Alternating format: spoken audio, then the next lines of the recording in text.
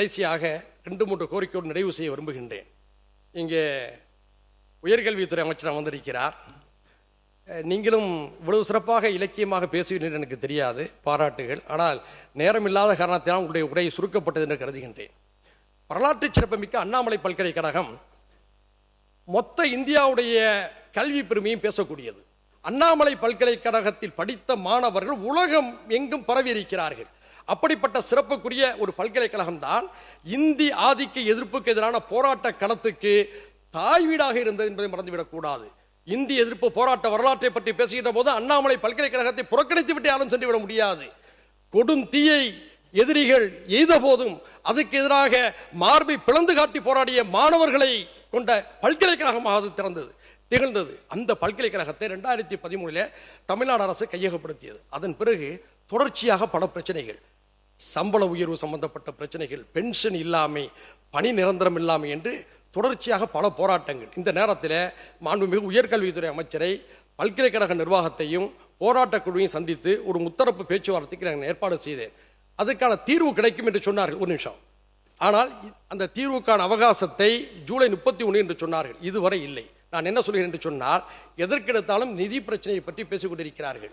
அதிலே நியாயம் இருக்கிறது, நான் மறுக்கவில்லை. ஆனால் அதற்கு ஒரு மாற்று தீர்வை நான் சொல்லிவிடுகின்றேன். அண்ணாமலை பல்கலைக்கழகம் 1000 ஏக்கர் பரப்பளவு கொண்டது. கட்டிடங்களோ அதிகபட்சம் 2 ஏக்கர் கூட இல்லை. இவ்வளவு பெரிய ஏரியாவை நல்லெண்ணத்தோடு கொடுத்திருக்கிறார்கள். இப்போது நிதி சிக்கலிலே அந்த பல்கலைக்கழகம் இருக்கிறது. நாவலர் நெடுஞ்செழியன், பேராசிரியர் அன்பழகன், ஆசிரியர் வீரமணி, இப்படி எண்ணற்ற தலைவர்களை தந்த ஒரு பல்கலைக்கழகம் 1000 ஏக்கரில் ஒரு 50 ஏக்கரை விற்றுவிட்டால் மொத்த நிதி நெருக்கடியும் சமாளித்து விட முடியும். எனவே இதை குறித்தும் தயவு செய்து பரிசீலிங்கள். என்று சொன்னால் நிதி என்று சொல்லி அந்த பிரச்சனையை நாம் நீர்த்து போக செய்துவிடக்கூடாது என்ற யோசனையை நான் இந்த இடத்துல வைக்கின்றேன். உறுப்பினர் சுருக்கமாக முடிச்சிடும். அடுத்ததாக 14 ஆண்டுகளை கடந்த ஆயுள் சிறைவாசிகளை சாதி மத வடக்கு பேதமின்றி விடுதலை செய்வதை குறித்து நீங்கள் பரிசீலிக்க வேண்டும். சிறைச்சாலையுடைய நோக்கம் என்ன? தவறு செய்பவர்களை திருத்தி மீண்டும் சமூகத்தோடு இணைந்து வாடச் செய்வது. அவர்கள் தண்டனை காலத்தை அனுபவித்து விட்டார்கள்.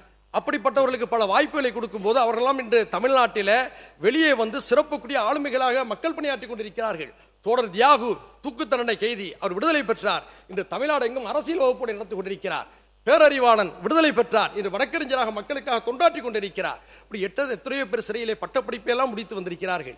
இன்னும் பல பேர் இத்தகைய விடுதலை எதிர்நோக்கி இருக்கிறார்கள். முதுமை, நோயாளித்தனம், இப்படி பல பிரச்சனைகள் இருக்கிறது. அதை நீங்கள் பரிசீலிக்க வேண்டும். அதிலே மிக முக்கியமான ஒரு விஷயத்தை முன்வரிசை அமைச்சர்களுக்கு நான் சுட்டிக்காட்ட விரும்புகின்றேன்.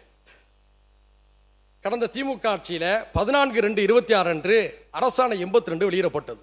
இதன் அடிப்படையில் கோவை, பாளையங்கோட்டை, புழல் சிறைகளில் இருந்த 15 சிறைவாசிகளுக்கு 60 நாட்களுக்கு சிறப்பு சிறைவிடுப்பு கிடைத்தது. அது முடிந்த பிறகும் மீண்டும் அவர்கள் சிறைக்கு அனுப்பப்பட்டார்கள். அவர்கள் மீண்டும் ஃபர்லோ என்ற விடுப்பை கேட்டு விண்ணப்பித்திருக்கிறார்கள். சட்ட அமைச்சகமும் அதற்கு பரிந்துரை செய்திருக்கிறது, எதிர்ப்பு தெரிவிக்கவில்லை. நான் பாராட்டுகின்றேன். ஆனால் இந்த கோப்புகள் மாண்புமிகு முதலமைச்சர் வசம் தேங்கி இருப்பதாக சொல்லப்படுகிறது. எனவே இந்த விஷயத்தில் கனிவு காட்டி அவர்களுக்கெல்லாம் சிறை விடுப்பு கிடைக்க உதவிடுமாறு இந்த நேரத்தில் கேட்டுக்கொள்கிறேன். கடைசியாக ஒன்றை நான் சொல்லி விடைபெற விரும்புகின்றேன். FCRA என்ற ஒரு சட்டத்தை மத்திய அரசு மசோதாவாக கொண்டு வந்திருக்கிறது.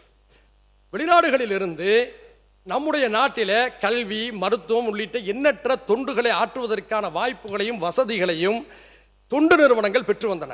அந்த தொண்டு நிறுவனங்களுடைய பணிகளை முடக்கும் வகையிலும் எண்ணற்ற சேவைகளை நாசம் செய்யும் வகையிலும் ஒரு வகையான தந்திரத்தோடு ஒன்றிய அரசு FCRA எனும் வெளிநாட்டு நிதி பங்களிப்பு கட்டுப்பாடு சட்டத்தில் திருத்த மசோதாவை கொண்டு வந்திருக்கிறது. இது கல்விக்கு, மருத்துவத்துக்கு, சமூக சேவைக்கு மிகப்பெரிய ஆபத்தை ஏற்படுத்திவிடும். எனவே இந்த சட்டமன்றத்தில் FCR மசோதாவுக்கு எதிரான ஒரு தீர்மானத்தையும் நிறைவேற்ற வேண்டும் என்று இந்த நேரத்தில் கேட்டுக்கொண்டு, மாண்புமிகு பேரவைத் தலைவர் அவர்களை தொகுதியுடைய 4 கோரிக்கைகளை சொல்லிவிட்டு எடுத்து மூலமாக தந்து விடுகின்றேன். மிக முக்கியமாக சிதம்பரத்தில் எங்களுடைய அண்ணாமலை பல்கலைக்கழகத்தில் மீண்டும் சட்டக்கல்லூரியை தொடங்குவதற்கு நீங்கள் நடவடிக்கை எடுக்க வேண்டும். பரங்கிப்பேட்டையில் ஒரு பெண்கள் மகளிர் கல்லூரியை தொடங்குவதற்கு நீங்கள் உதவ வேண்டும். குமராட்சி பகுதியில் ஒரு முதலை பண்ணையை நீங்கள் அமைக்க வேண்டும் என்று நான் நேரத்தில் கேட்டுக்கொண்டு இதர தொகுதி கோரிக்கைகளை எடுத்து முழுவதுமாக தருகிறேன். அதை ஏற்றுக்கொள்ளுங்கள் என்று கேட்டுக்கொண்டு சிறப்பான வாய்ப்பை தந்தமைக்காக மீண்டும் உங்களுக்கு நன்றியை கூறி அமர்கிறேன். நன்றி. உறுப்பினர் அவங்க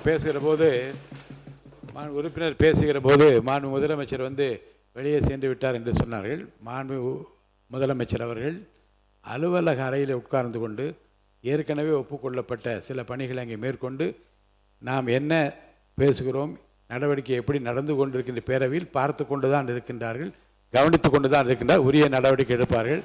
அதே போன்று அவருடைய அறையில் கோப்புகள் தேங்கி கிடக்கிறது என்ற செய்தியும் சொல்லி எனக்கு உடனே தகவல் தெரிவித்தார்கள். அன்றாடம் வருகின்ற கோப்புகளை மட்டுமல்ல, ஏற்கனவே ஒப்புக்கொண்ட நிகழ்ச்சிகளையும் தொடர்ந்து நூற்றுக்கணக்கான கோப்புகளை உடனடியாக தீர்த்து வைக்கிற நிலைமையில் அங்கே முதலமைச்சர் பணியாற்றி கொண்டிருக்க இந்த தகவலை எனக்கு தெரிவித்திருக்கிறார். அதை இந்த அவைக்கு நான் தெரிவிக்க கடமைப்பட்டிருக்கிறேன். பிளே ஸ்டோர் மற்றும் ஆப் ஸ்டோரில் இருந்து பாலிமர் செயலியை QR கோடு மூலம் பதிவிறக்கம் செய்யுங்கள். செய்திகளை உடனுக்குடன் பெறுங்கள்.